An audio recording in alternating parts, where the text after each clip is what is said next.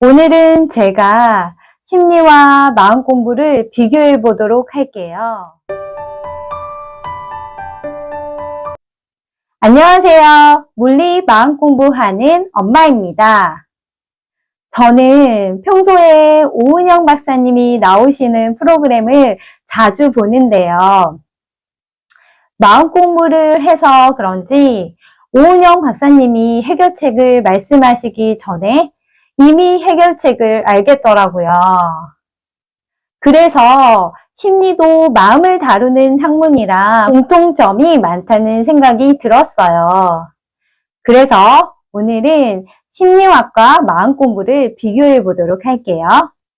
제 친구 중에 심리학을 전공한 친구가 있어요. 그 친구를 보면 해탈한 사람 같을 때가 많거든요.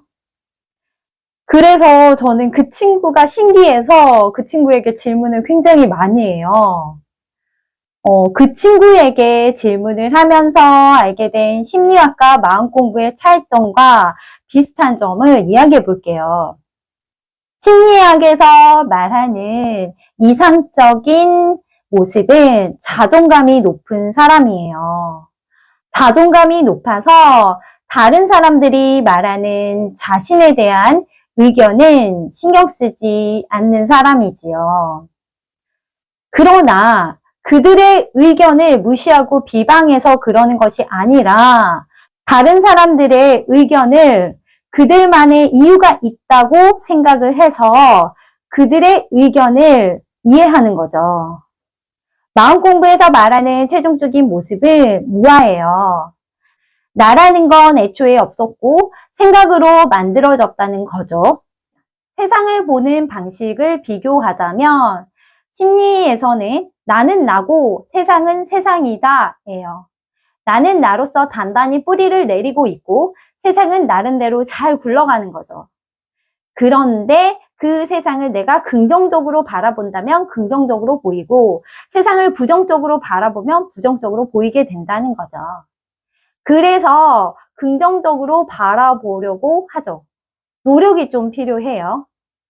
마음 공부에서 세상은 나다 라고 이야기를 하죠. 보는 주체와 보이는 대상, 그리고 보는 행위는 분리될 수 없고 하나라는 거죠. 나와 세상은 구분 지을 수 없는 거죠.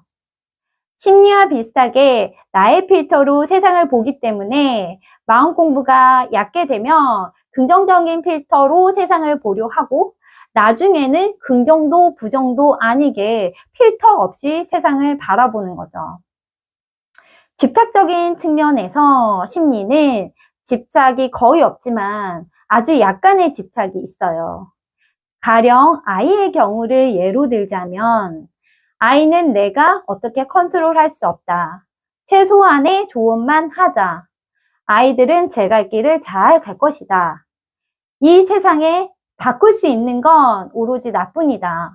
나를 바꿔서 세상을 바라보자 라는 거거든요. 근데 여기서 아이에 대한 집착이 약간 있어요. 나의 아이라는 생각이요. 그래서 이 아이가 다른 아이와 다르기 때문에 내가 엄마이기 때문에 조금 더 사랑으로 보듬어 줘야 된다고 생각을 해요. 보여지는 현상에서 내 자식이니 집착이 들어갈 수밖에 없겠죠.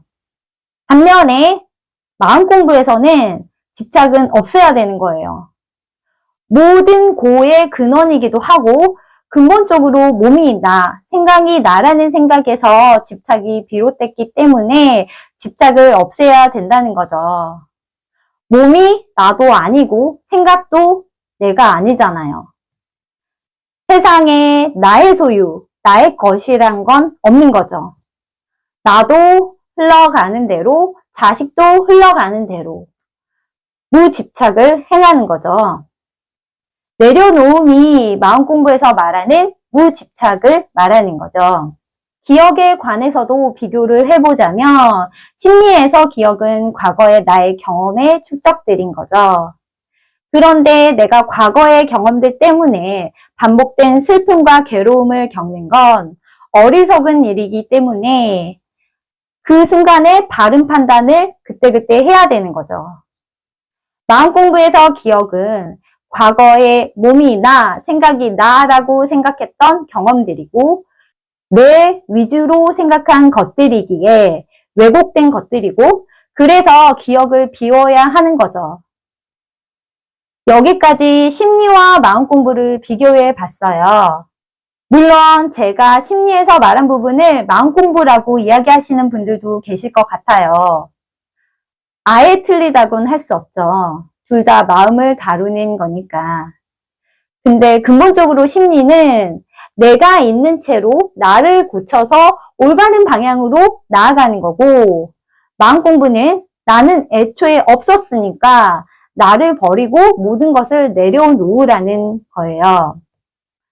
두 분야의 방법 중에 본인에게 맞는 마음을 다스리는 방법이 있으실 거예요.